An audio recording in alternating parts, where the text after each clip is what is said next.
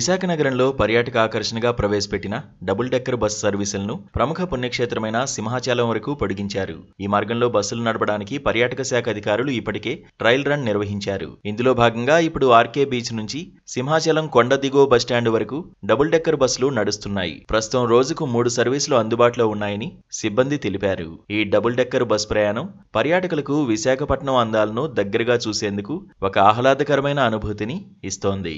Hi, this is Ramya from Chennai. So we have come here for from Chennai, Tamil Nadu. So we have come here for a conference. So here we have booked here in the APSRTC tours, and we have opted for this bus. So it is great going in this double decker bus, and it is very good to be here, and the guide also gives beautiful information about the places. So very happy to travel in this bus.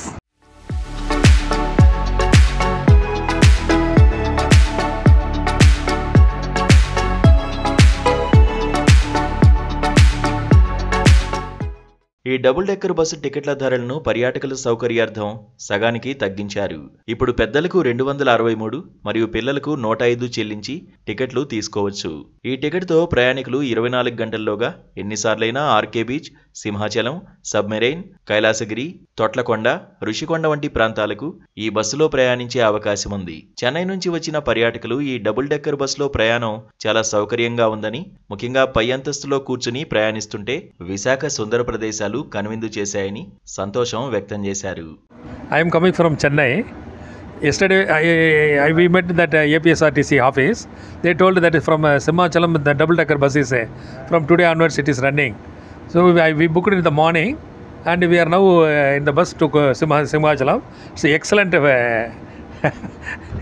Very nice to travel this bus. And the guide is also excellent. Your feeling, sir? My feelings is wonderful feeling. Excellent feeling, sir. Yes.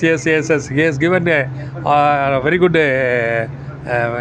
information about the Simhachalam and as well as about the Vizag also. And I came to know many information from this guide.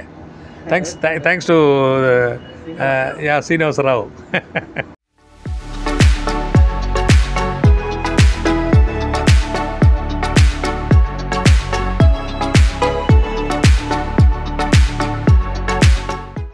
అయితే RK beach నుంచి సింహాచలం సర్వీసులకు సంబంధించిన రాకపోకల సమయాలు ఇంకా నిర్ణయించాల్సి ఉంది. సింహాచలంలో bus ఆగే చోట bus stop, ticket కౌంటర్లు, పర్యాటకులకు తెలియజేసే హోర్డింగులు ఏర్పాటు చేస్తే ఈ బస్ సర్వీసులకు మంచి ఆదరణ లభిస్తుందని స్థానికులు అభిప్రాయపడుతున్నారు. ప్రస్తుతం 263 టికెట్ 24 గంటల పాటు ప్రయాణించే సదుపాయం ఇస్తున్నప్పటికీ కేవలం సింగిల్ సైడ్ ప్రయాణించే వారిని దృష్టిలో పెట్టుకుని ఒక తక్కువ ధర గల టికెట్ను అందుబాటులోకి తెస్తే పర్యాటకుల సంఖ్య మరింత పెరిగే అవకాశం ఉందని విశాఖ వాసులు కోరుతున్నారు.